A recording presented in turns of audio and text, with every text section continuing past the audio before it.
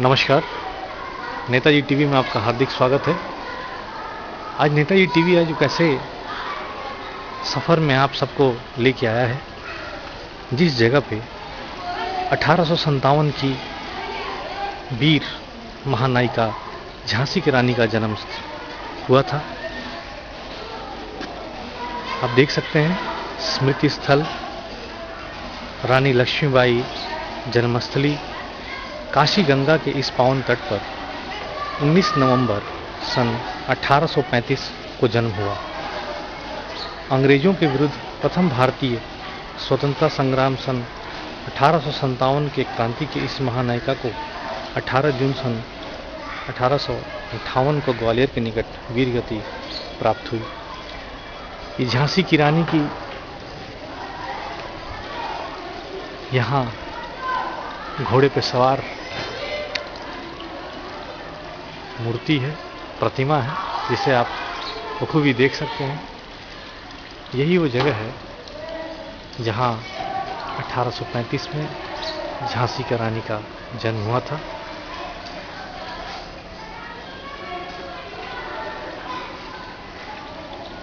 अपने पहले चरण में नेताजी टीवी ने इस जगह को अपने चैनल के माध्यम से आप सबके बीच में लेके आई थी।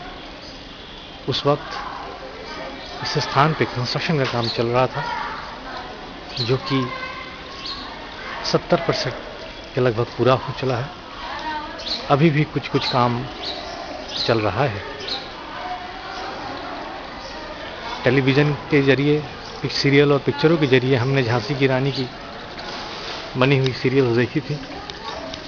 आज ये वही स्थान है जहां नेताजी टीवी आप सबको लेके आया है।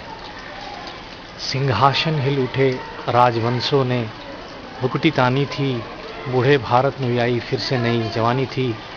गुम हुई आज़ादी की कीमत बने सबने पहचानी थी। दूर फिरंगी को करने की सबने मन में ठानी थी। चमक उठी सन 57 में वह तलवार पुरानी थी। बुंदेलो हर बुलों के मुख हमने सुनी कहानी थी। खूब लड़ी मर्दानी वो तो झांसी वाली रानी थी। झांसी रानी की ये कविता हम बचपन से अपने पाठ्यक्रम में, यानी अपने स्कूल के दिनों में किताबों में पढ़ते आए हैं। झांसी की रानी की ये कविता बहुत ही ऐतिहासिक, मार्मिक और जोश प्रदान करने वाली है। अंग्रेजों के साथ बहादुरी से लड़ती हुई झांसी की रानी ने वीर गति को प्राप्त किया था। उनका ये कहना कि मैं अपनी झांसी नहीं दूंगी, अंग्रेजों के लिए एक बहुत बड़ी समस्या बन के उभर के आई थी। इस स्थान पे आप ये देख सकते हैं कलाकृतियों और प्रतिमाओं द्वारा इसे आप सब तक को पहुंचाने का प्रयास किया गया है। झांसी की रानी के पिताजी का नाम मोरू पंत और माताजी भागीरथी बाई था। झांसी की रानी के जन्म के वक्त की ये तस्वीरें आप देख सकते हैं। माता पिता की देखरेख में गंगा तट पर परम खेलती मन्नू। झांसी की रानी के बचपन का नाम मन्नू था, इसलिए ये मन्नू के नाम से भी झांसी की रानी को हम सब जानते हैं। गंगा के तट पर बचपन में जब वो खेलती थी, उसी चीज़ को यहाँ इन चित्रों द्वारा दर्शाने का प्रयास किया गया है। झांसी की रानी जब नौका से अपने पिता मोरू पंत के साथ बिठूर के लिए प्रस्थान करती हैं, तब की ये तस्वीर द्वारा दर्शाने का प्रयास किया गया है। इसमें लिखा है, व्यापारिक नौका द्वारा मनु एवं पिता मोरू पंत बिठूर के लिए प्रस्थान। बाजीराव पेशवा की देखरेख में मनु का पालन पोषण, तलवारबाजी करती मनु।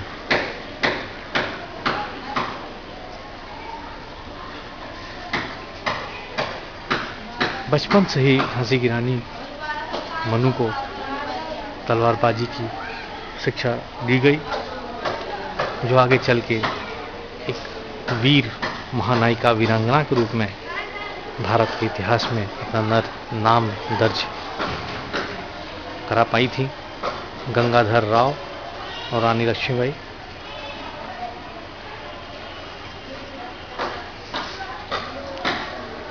झांसी की रानी का विवाह राजा गंगाधर राव से हुआ था। ये कलाकृतियाँ, ये चित्र इस बात को दर्शाने का प्रयास करते हैं कि उनका विवाह राजा गंगाधर से किस तरह हुआ होगा।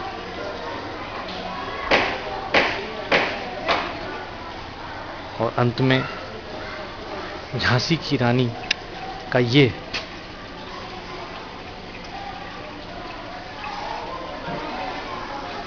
जीवन वृतांत आप देख सकते हैं।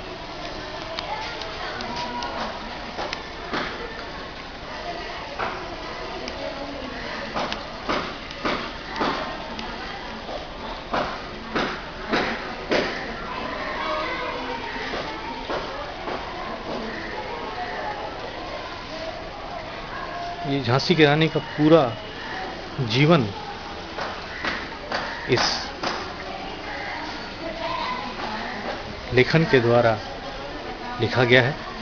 जो भी यहाँ पर्यटक आते हैं, चाहे वो भारत के हों या विदेश के, ताकि वो जान पाएं, पढ़ पाएं कि झांसी की रानी का जन्म और जन्म के बाद से एक महान नायिका के रूप में जिन्होंने भारत में एक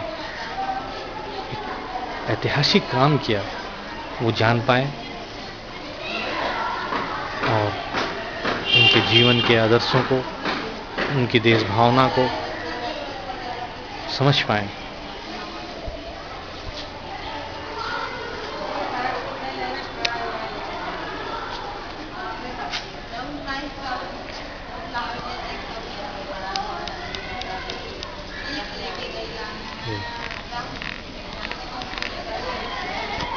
झांसी की रानी के घोड़े पर बैठी हुई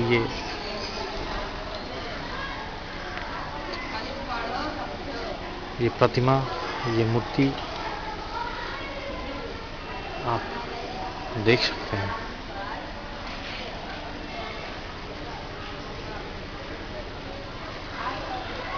मैं प्रयास करता हूं कि आपको कुछ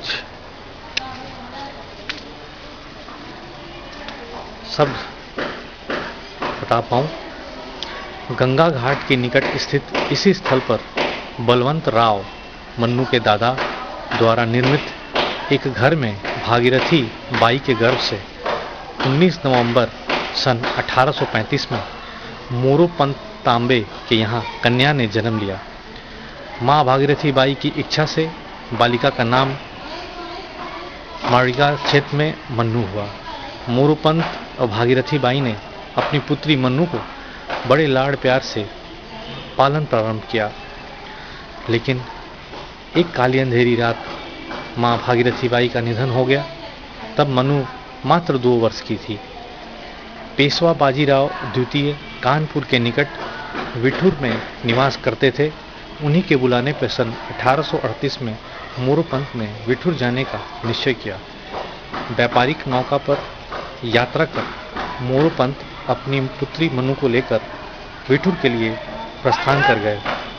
वृद्ध बाजीराव इस मातृहीन कन्या से खूब स्नेह किया करते थे। बाजीराव ने मनु का दुलार का नाम छविली अर्थात मैना रखा हुआ। छोटी अवस्था में ही मनु का विवाह झांसी के राजा गंगाधर राव से हुआ। विवाह के उपरांत श्री मनु का नाम लक्ष्मीबाई हो गया। जल्द ही रानी लक्ष्मीबाई राज्य के आम जन में एक आदर्श, भाग्यशाली एवं सहृदय स्त्री के रूप में लोकप्रिय हो गई। दाम्पत्य जीवन के कुछ वर्षों बाद 1851 ईस्वी में रानी के एक पुत्र हुआ, किंतु वह पुत्र 3 महीने से ज़्यादा जीवित न रह सका। इस दुख से पीड़ित गंगाधर राव बीमार रहने लगे। गंगाधर राव द्वारा एहसास होने पर कि वे अब जीवित नहीं रहेंगे, झांसी के उत्तराधिकारी के तौर पे अपनी वंशावली से जुड़े आनंद को गोद ले लिया, जिसका नाम रखा दामोदर राव। 21/11/1853 को गंगाधर राव का स्वर्गवास हो गया। अंग्रेजों द्वारा संधि के अन्य पहलुओं का विवरण देते हुए गोद लिए पुत्र को झांसी का उत्तराधिकारी मानने से इनकार कर दिया गया तथा पत्र के माध्यम से डलहौजी ने रानी लक्ष्मीबाई को झांसी छोड़ने का निर्देश दे दिया, जिसकी प्रतिक्रिया स्वरूप रानी लक्ष्मीबाई ने मैं झांसी नहीं छोड़ूंगी कहकर अंग्रेजों के खिलाफ आम जन में जोश का और उत्साह भर दिया। इन्हीं दिनों देश के अलग अलग हिस्सों में अंग्रेजों के विरुद्ध एक लहर चल रही थी। रानी लक्ष्मीबाई द्वारा अंग्रेजों के विरुद्ध युद्ध की घोषणा ने अन्य राजाओं को भी प्रेरणा प्रदान किया, जिसमें भारतीय इतिहास में पहला स्वतंत्रता संग्राम 1857 की क्रांति का उदय हुआ। रानी लक्ष्मीबाई की बेहतरीन नेतृत्व क्षमता और बहादुरी से सन 1857 की क्रांति में कई बार अंग्रेजों को हार का सामना करना पड़ा, लेकिन अन्य राजाओं द्वारा रानी को उचित सहयोग न देने से उत्साहित अंग्रेजों ने अपनी पहले से अधिक फौजी टुकड़ियों को रानी लक्ष्मीबाई को घेरने के लिए जंग के मैदान में उतार दिया। अंग्रेजों के विरुद्ध एक वर्ष से निरंतर युद्ध ने रानी को थका दिया।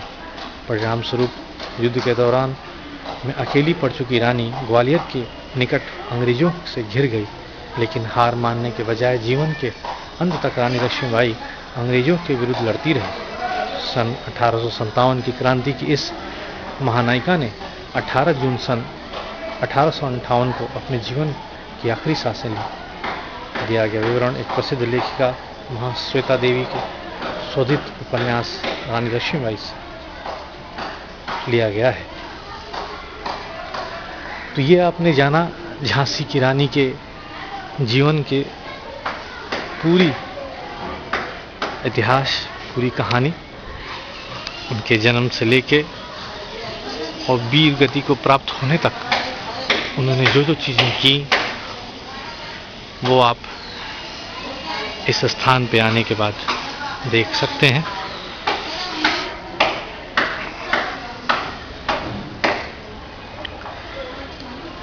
समाधि स्थल रानी लक्ष्मीबाई जन्मस्थली काशी गंगा के इस पावन तट पर 19 नवंबर सन 1835 को जन्म हुआ।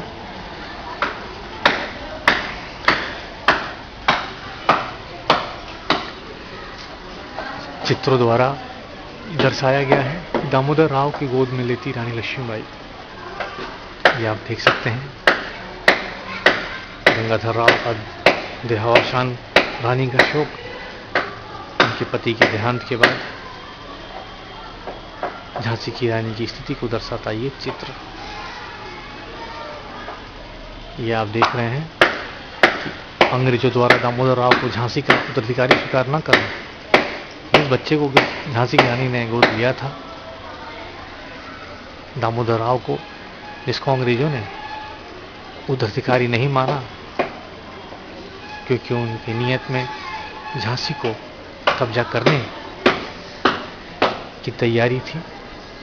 यहाँ आप देख रहे हैं बहादुर शाह जफर अंग्रेजों के खत का जवाब और 1857 के नगवा के बलिया जिला में जन्मे मंगल पांडे 1857 के उस विद्रोह में सबसे अहम भूमिका उन्होंने भी निभाई थी।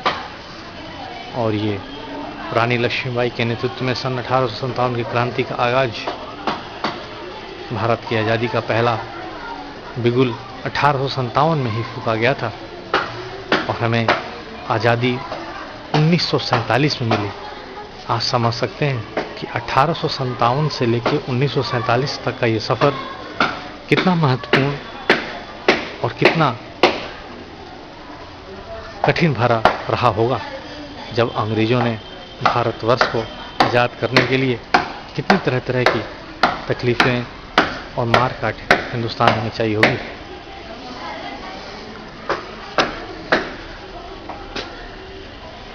झांसी की रानी का जीवन इंग्लिश में भी यानी अंग्रेजी अनुवाद में भी यहाँ किया गया है, ताकि यहाँ पे आए हुए पर्यटक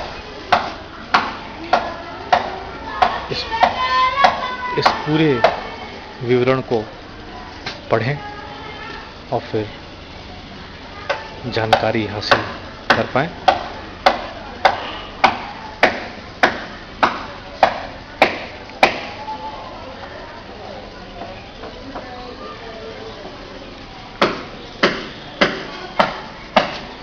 नेताजी टीवी ने हमेशा प्रयास किया कि इतिहास के उन पुराने पन्नों को एक बार फिर से देखने का प्रयास किया जाए, खोलने का प्रयास किया जाए।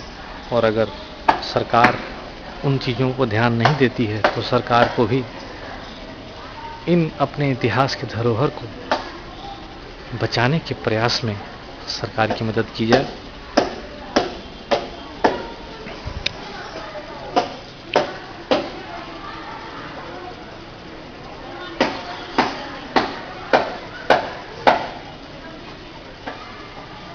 झांसी के रानी के जन्मस्थल से मैं संतोष प्रताप सिंह, नेताजी टीवी, वाराणसी, उत्तर प्रदेश।